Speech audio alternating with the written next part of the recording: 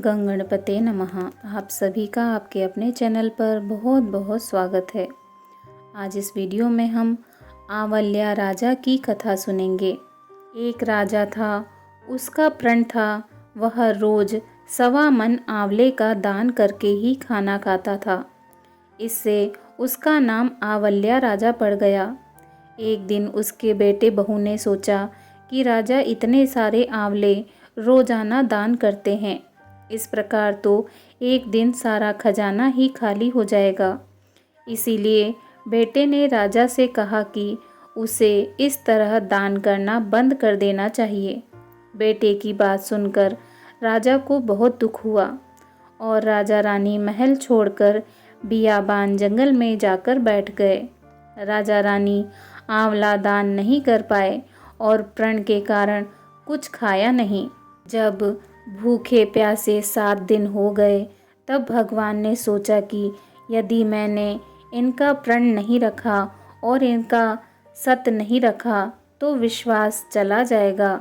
इसीलिए भगवान ने जंगल में ही महल, राज्य और बाग बगीचे सब बना दिए और ढेरों आंवले के पेड़ लगा दिए।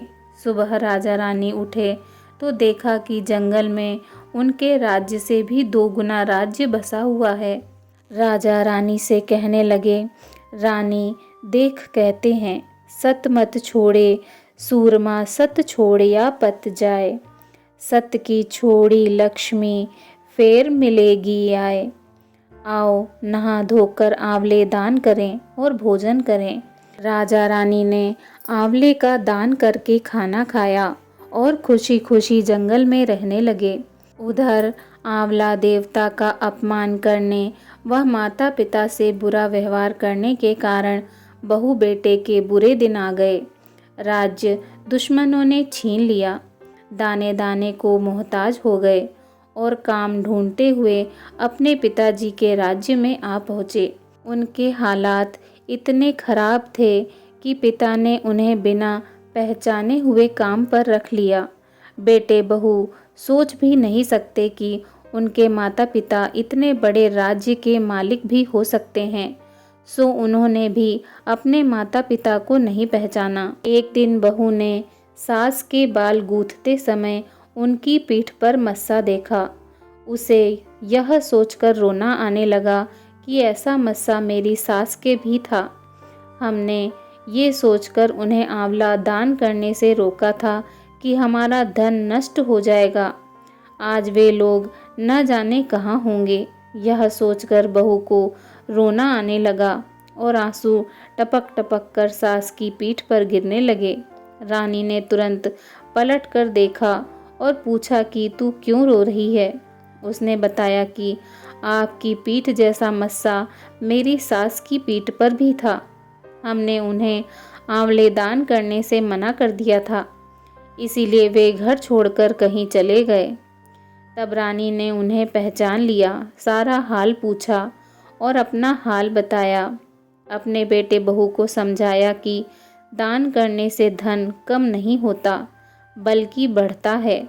बेटे बहू भी अब सुख से राजा रानी के साथ रहने लगे।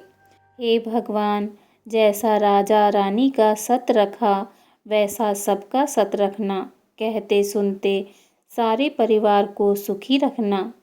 बोलिए भगवान श्री हरि विष्णु जी की जय। ओम नमो भगवते वासुदेवाय नमः। आंवला नवमी की दूसरी व्रत कथा। शंकराचार्य से प्रसन्न होकर देवी लक्ष्मी ने की थी गरीब महिला की कुटिया में स्वर्ण आंवलों की वर्षा। आइए सुनते हैं यह रोचक कथा।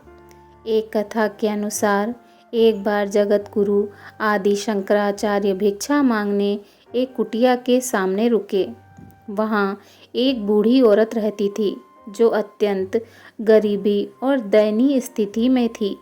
शंकराचार्य की आवाज़ सुनकर वह बूढ़ी औरत बाहर आई।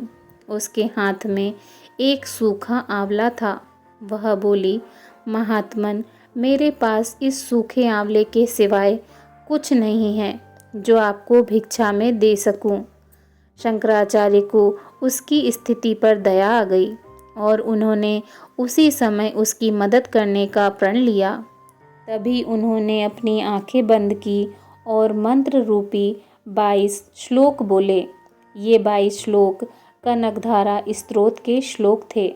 इससे प्रसन्न होकर माता लक्ष्मी ने उन्हें दिव्य दर्शन दिए और कहा कि शंकराचार्य, इस औरत ने अपने पूर्व जन्म में कोई भी वस्तु दान नहीं की।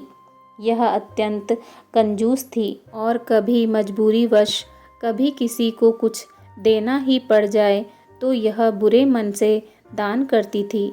इसीलिए इस जन्म में इसकी यह हालत हुई। यह अपने कर्मों का फल भोग रही है, इसीलिए मैं इसकी कोई सहायता नहीं कर सकती।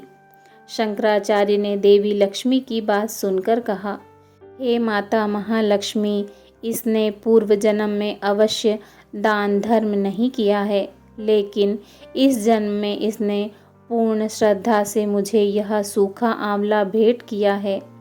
इसके घर में कुछ नहीं होते हुए भी इसने यह मुझे सौंप दिया है। इस समय इसके पास यही सबसे बड़ी पूंजी है।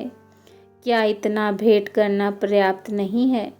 शंकराचार्य की इस बात से देवी लक्ष्मी प्रसन्न हुई और उसी समय उन्होंने गरीब महिला की कुटिया में स्वर्ण के आंवलों की वर्षा कर दी। बोलिए माता महालक्ष्मी जी की जय। भगवान श्री हरि विष्णु जी की जय। ओम नमो भगवते वासुदेवाय नमः।